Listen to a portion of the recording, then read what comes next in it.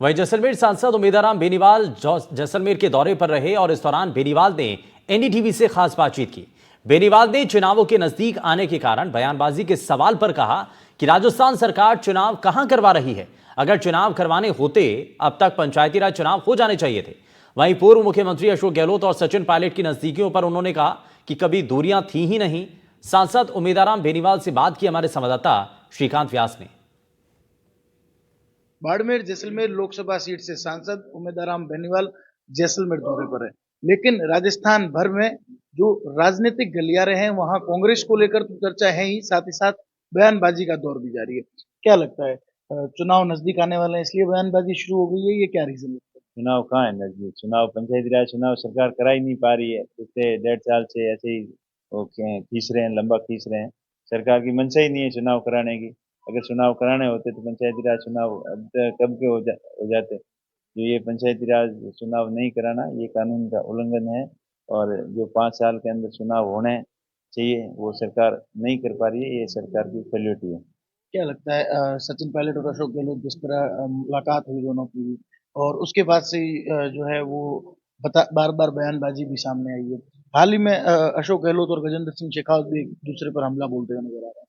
देखिए अशोक जी, गहलोत साहब का बिल्कुल कहना ठीक है। जो आदर्श और क्रेडिट सोसाइटी हो या संजीवनी सोसाइटी हो या सहारा इंडिया हो, इन क्रेडिट सोसाइटियों ने जो आदर्श जो इन्होंने जो घोटाले किए इससे लोग त्रस्त हैं। इसमें सबसे ज़्यादा अपने मारवाड़ की जनता के साथ में धोखा हुआ है, थार की जनता के साथ में होता है। क्योंकि ज़्यादा ब्याज के लालच में लोगों ने यहाँ बड़े इन्वेस्ट किए और इन्वेस्टरों के पैसे डूब गए। तो पैसों की दर्द कोई समझता है तो वो ही समझता है जिसके जिसके नुकसान हुए। तो उन लोगों ने डिमांड रखी और लंबे समय से लोगों की मांग है कि उन जो पैसे इन्वेस्ट किए हैं वो पैसे वापस मिले। तो उनकी मांग जायज़ थी और ये अशोक जी का गजेंद्र सिंह डिमांड भी थी। शेखावत जो कैबिनेट मंत्री है वो कह रहे हैं कि उन्हें कोर्ट ने निर्दोष घोषित कर दिया, तो उसके बाद क्यों इस तरह के बयान आ रहे हैं लगातार?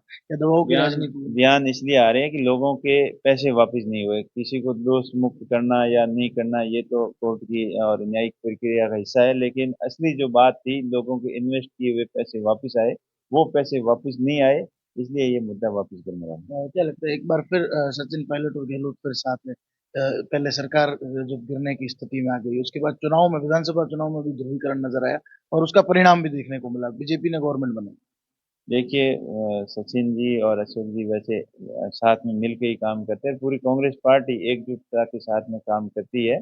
और ये तो ऐसे ही लोगों का अलग अलग नजरिया लग रहा है, कोई अलग एंगल से देख रहे हैं, लेकिन दोनों साथ ही थे, अभी भी साथ है और आगे भी साथ रहेंगे। देखिए, लगातार जो है प्रदेश भर में राजनीतिक गलियारों में चर्चाएं हैं कि अशोक गहलोत और गजेंद्र सिंह शेखावत एक दूसरे पर एक बार फिर हमलावर हो गए हैं। वहीं गजेंद्र सिंह शेखावत पर लगे आरोपों पर भी उन्होंने कहा कि उन्हें जब न्यायालय ने निर्दोष घोषित कर दिया तो इस तरह के बयान क्यों आ रहे हैं। हालांकि इसको लेकर सांसद उमेदवार बेनीवाल लगातार जो है वो कह रहे हैं कि जरूरत है लोगों का पैसा वापस आए। साथ ही साथ इन लोगों ने जो है वो किरोड़ीलाल मीणा पर भी बड़ा बयान दिया है। श्रीकांत व्यास, एनडीटीवी, जैसलमेर।